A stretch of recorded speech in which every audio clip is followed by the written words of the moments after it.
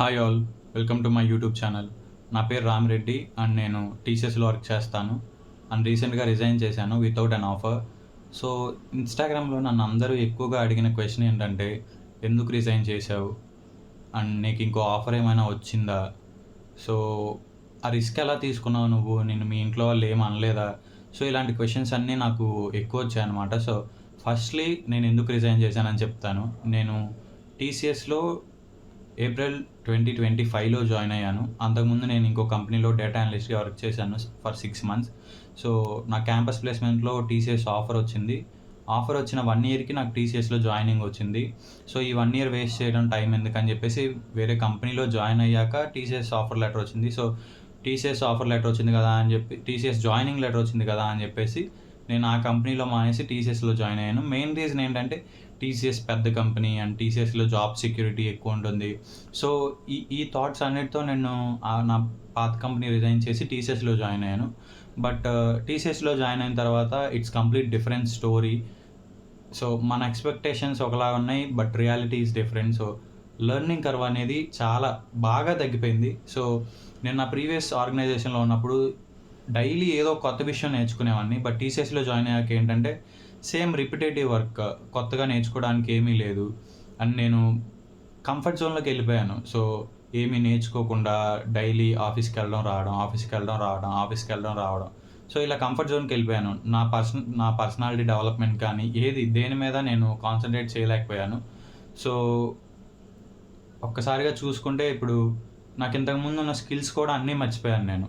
So ఇలా ఉంటే కుదరదు అని చెప్పేసి I need to come out of that comfort zone. So అందుకే రిజైన్ చేశాను. రిజైన్ చేయడానికి ముందే నేను ఎక్సెంచర్‌లో ఇంటర్వ్యూ ఇచ్చానన్నమాట. ఇంటర్వ్యూ ఇచ్చాను అండ్ అంతా అయిపోయింది. బట్ అప్పటికి కన్ఫర్మేషన్ రాలేదు. సో నేను ఇట్స్ ఓకే, వస్తే వచ్చింది, లేదంటే ఇంకా వేరే కంపెనీస్ ఏదైనా ట్రై చేద్దాం అని చెప్పేసి రిజైన్ చేసేసాను. బట్ ఇప్పుడు రిజైన్ చేసి 2 వీక్స్ అయింది. నాకు ఇప్పుడు ఆఫర్ లెటర్ రిలీజ్ అయింది అండ్ నేను యాక్సెప్ట్ చేశాను ఆఫర్ లెటర్.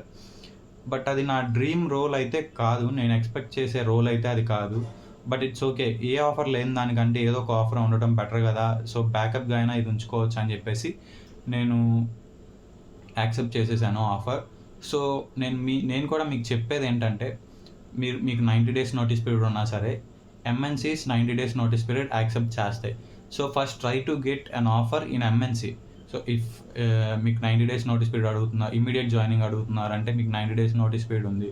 సో ఇలాంటప్పుడు ఏం చేయాలంటే ఎంఎన్‌సీల్లో మీరు ఆఫర్ తెచ్చుకోవడానికి ట్రై చేయాలి. ఇన్ఫోసిస్, క్యాప్‌జెమినీ, కాగ్నిజెంట్, యాక్సెంచర్ ఇలాంటి కంపెనీస్‌లో 90 days notice period they will accept. Because they also have 90 days, typical 90 days notice period కాబట్టి they almost 90% they will accept 90 days notice period.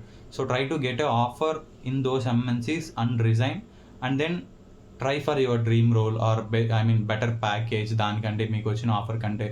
So ఇదైతే నేను సజెస్ట్ చేస్తాను. సో లేదు మేము అలా కాదు, మేము ఆఫర్ లేకుండా రిజైన్ చేద్దాం అనుకుంటే ఫస్ట్ మీ ఫ్యామిలీ వాళ్ళతో డిస్కస్ చేయండి. బికాస్ నా ఫినాన్షియల్ సిచ్యువేషన్ డిఫరెంట్ అండ్ మీ ఫినాన్షియల్ సిచ్యువేషన్ డిఫరెంట్.